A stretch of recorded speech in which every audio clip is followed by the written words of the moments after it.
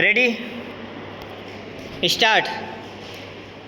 महोदय, आधारभूत, युक्तिपरक, व्यावहारिक और अनुकूलित अनुसंधान निरंतर और अबाध गति से चलने चाहिए। नीतिगत प्रश्नों को सुलझाने के लिए अधिक अनुसंधान प्रयासों की आवश्यकता होगी, क्योंकि अंततः इन्हीं के आधार पर उत्पादन प्रणालियों को अपेक्षित स्थायित्व मिल पाएगा।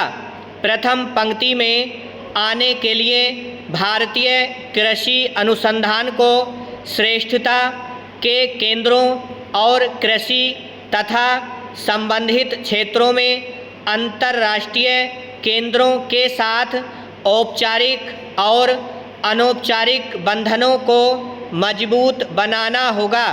बदलते परिवेश में किसी भी तंत्र की दक्षता और प्रभावशीलता परखने के मानदंड भी मात्रात्मक और गुणात्मकता की ओर परिवर्तित हो रहे हैं।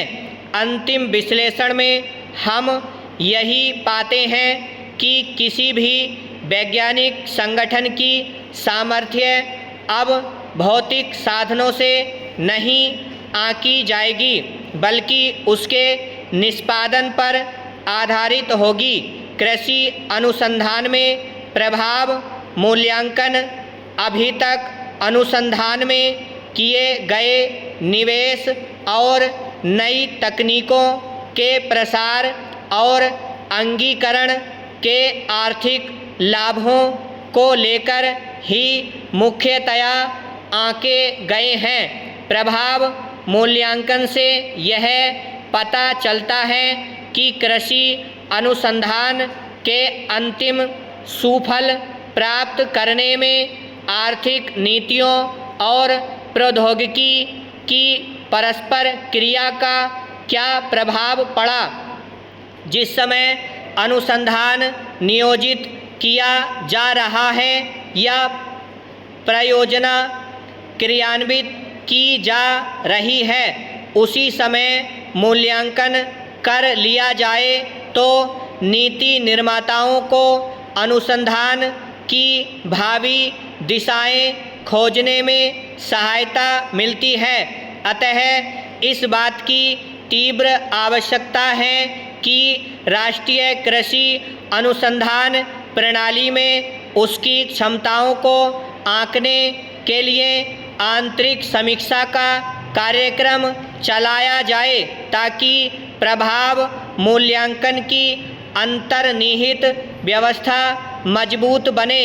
इस तरह के अभ्यासों से अनुसंधान कार्यक्रमों में व्याप्त रिक्तियों की पहचान होगी और कार्यक्रम की कमजोरियों को दूर करके जहां जरूरी है वहां काट छांट या मजबूत बनाने का निर्णय लिया जा सकेगा। इसके साथ ही उपलब्धियों और बाधाओं का सही विवेचन करने तथा खेतों तक पहुंचाने के लिए तैयार तकनीकों को पहचानने में मदद मिलेगी।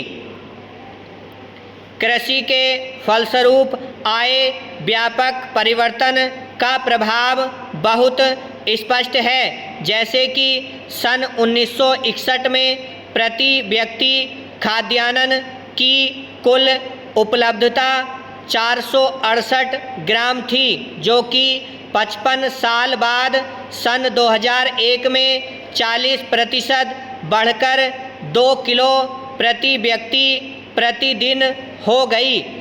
101 करोड़ की आबादी को देखते हुए यह उपलब्धि थोड़ी नहीं है।